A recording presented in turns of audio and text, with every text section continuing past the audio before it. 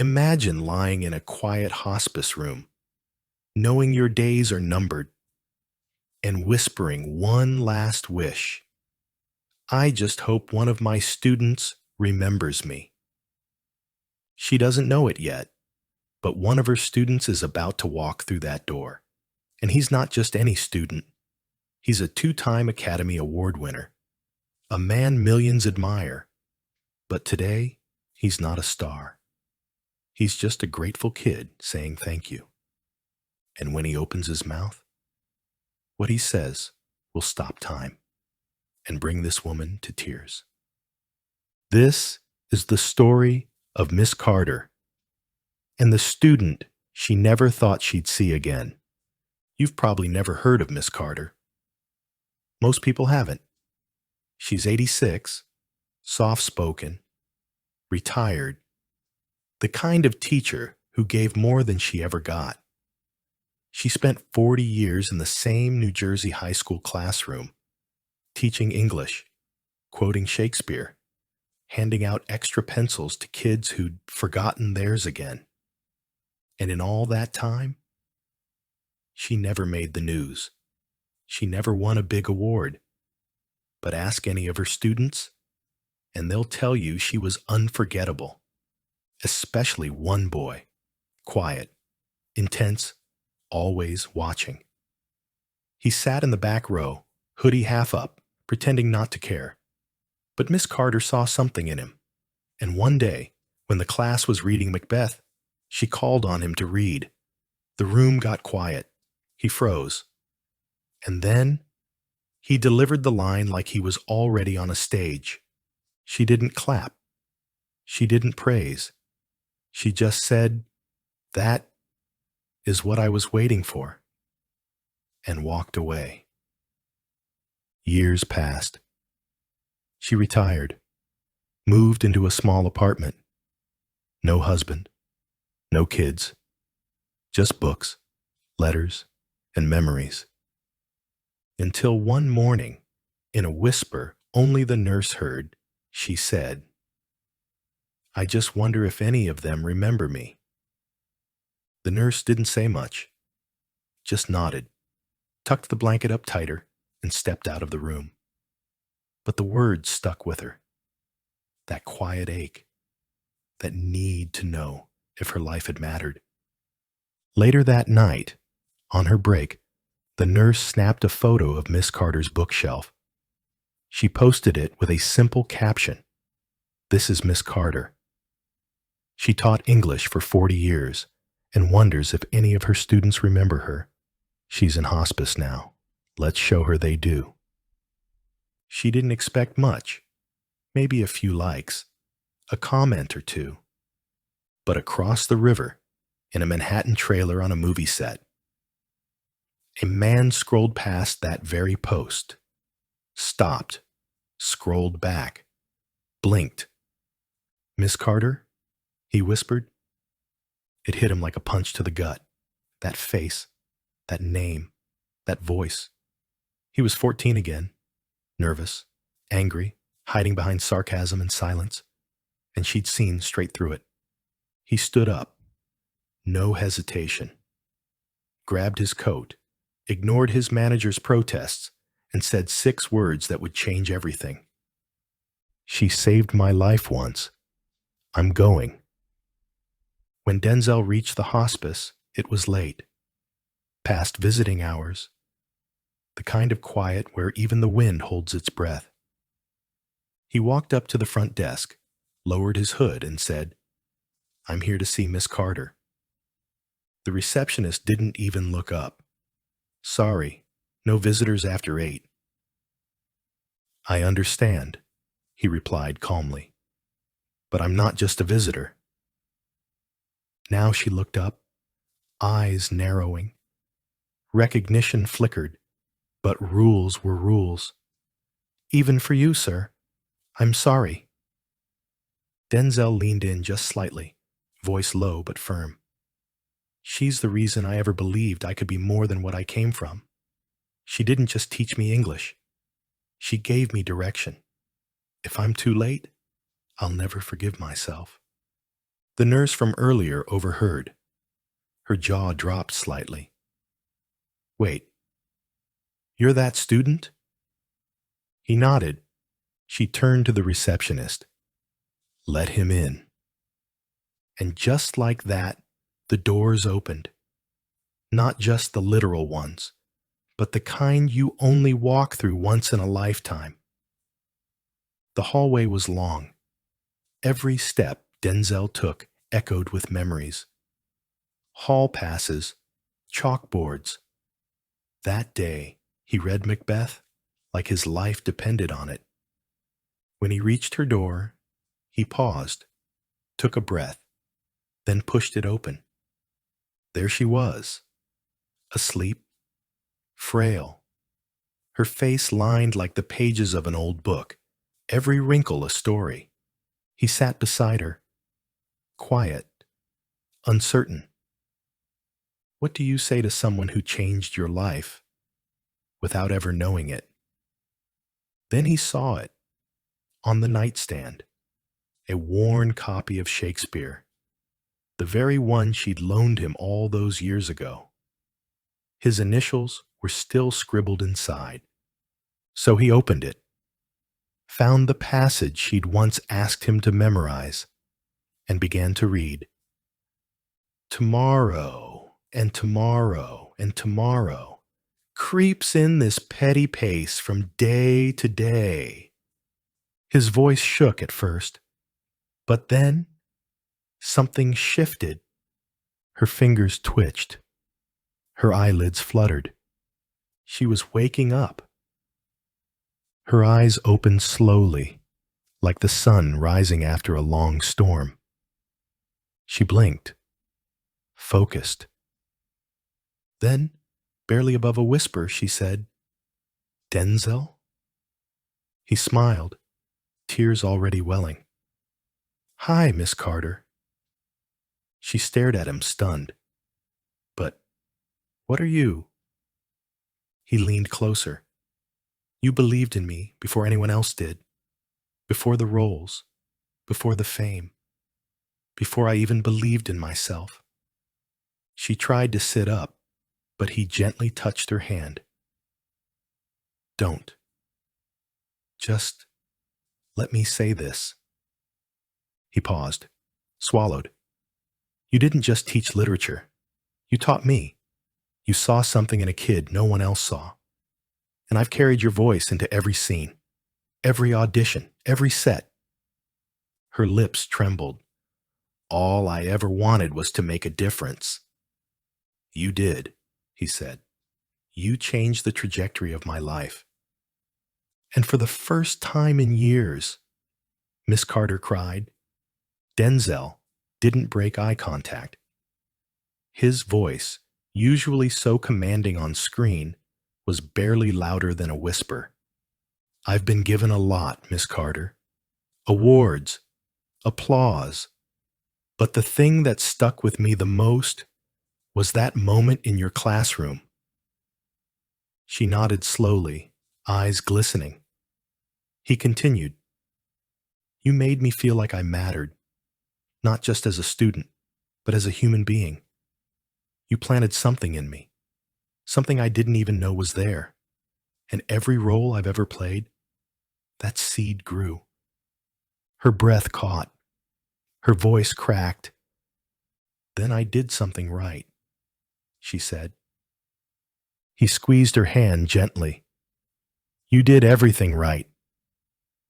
There was silence, but it wasn't empty. It was full of gratitude, of decades unspoken, of a bond no time could erase.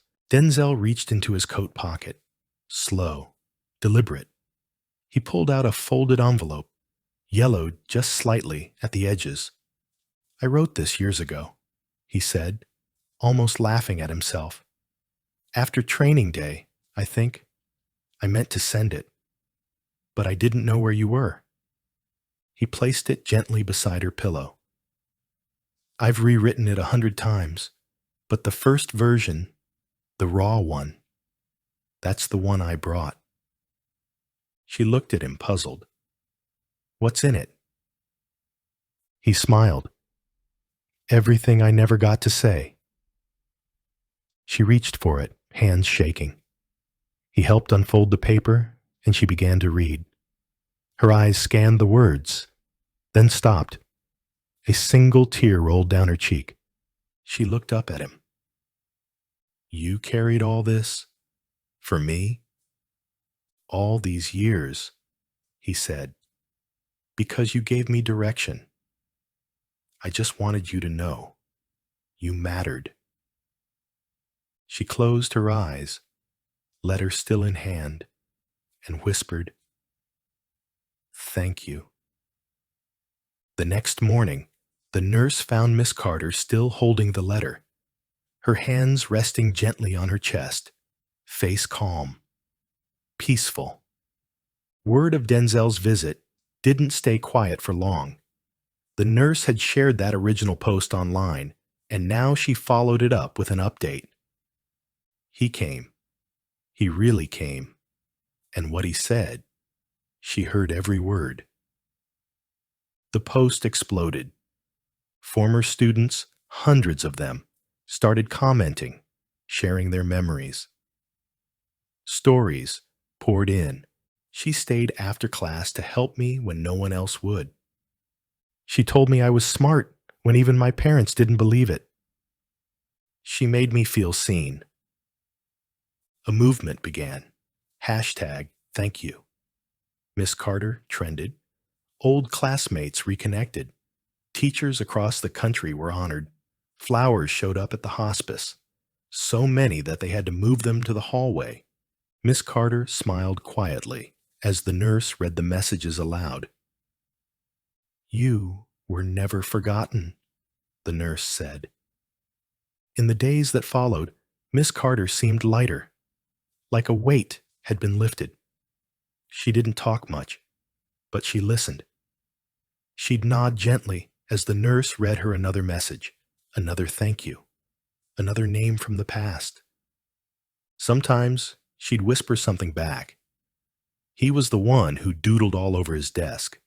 Or, she always sat with the new kid at lunch. Her memory, though fading, lit up with every voice from the past. Denzel called the hospice daily.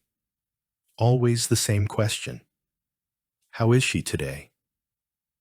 And then, one morning, the answer changed. She's resting, the nurse told him, breathing slow, peaceful. Denzel asked if he could speak to her one last time, even if she couldn't reply. He did. Miss Carter, it's me. I just want you to know. I meant every word. You made the world better. You made me better. I love you. No response came. But as the nurse placed the phone near her ear, a single tear rolled down Miss Carter's cheek. She passed that night, quiet, surrounded by letters, love, and the sound of Denzel's voice echoing in her memory. Her funeral wasn't grand. No camera crews, no headlines.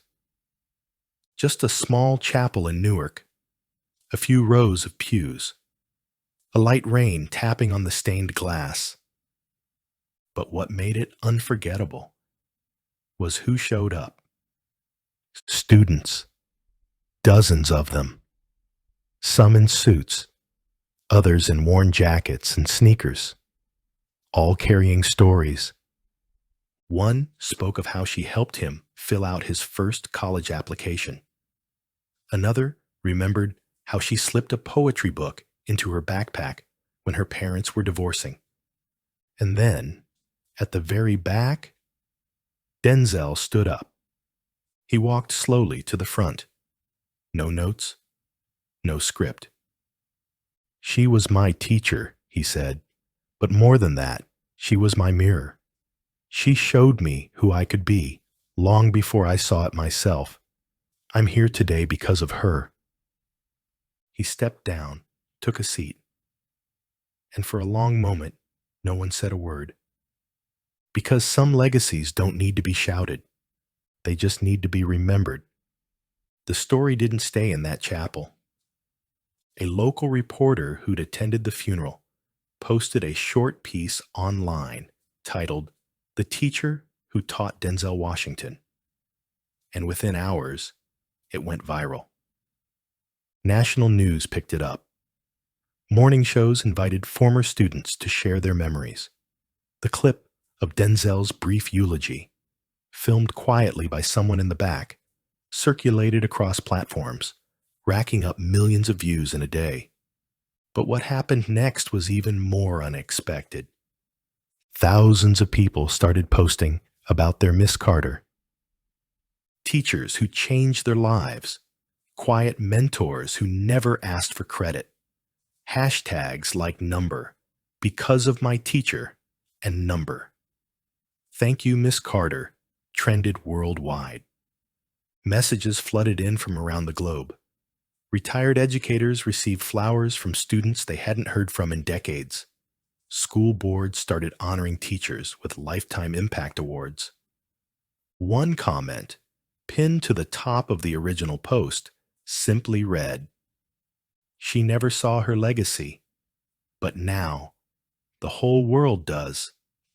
A week after the funeral, Denzel sat down for a rare emotional interview. He didn't talk about his films. He didn't mention awards. He talked about Miss Carter. "She was more than a teacher," he said. "She was my foundation, my turning point." The interviewer asked him what made him go see her that night. His answer was simple. "I owed her that much. At least that much." He paused, looking down for a moment before continuing. "You know, we talk a lot about heroes, athletes, celebrities, but the real ones? They're in classrooms, making sure kids like me don't slip through the cracks." Then he shared something no one expected. He announced the creation of the Miss Carter Fund, a scholarship for students who want to become teachers, especially in underserved communities. "She believed in kids like me," he said. "Now I want to help kids like her do the same." It wasn't just a tribute. It was a torch passed on. In the end, Miss Carter never sought the spotlight. She didn't chase recognition. She didn't know her name would become a movement. She just did her job, with heart, with patience, with grace. And that's what made her unforgettable. Because sometimes the greatest impact we have isn't measured in fame or fortune. It's in the quiet things, the word of encouragement, the belief in someone overlooked, the effort no one sees. Denzel's story isn't just about a visit to a hospice. It's about a debt paid in gratitude, about how one teacher's voice echoed for decades in the life of a boy who became a man the world admires. It's about how kindness, when planted deep, can grow into something immortal. And maybe it's about you, too. The teacher who changed your life. The moment you felt seen. The quiet hero you never got to thank. So here's the truth. We all have a Miss Carter. Someone who believed in us when no one else did. Someone who didn't just teach us facts, but reminded us that we mattered. And maybe, just maybe, this story is your chance to reach out, to say the thing you never said, to write that message, make that call, send that letter. Because the greatest thank you doesn't always come with fanfare. Sometimes it's just a whisper at the right moment. A voice saying, "You made a difference." And if this story touched your heart, even just a little, do something simple but powerful. Honor your Miss Carter. Say their name in the comments. Tell us what they taught you.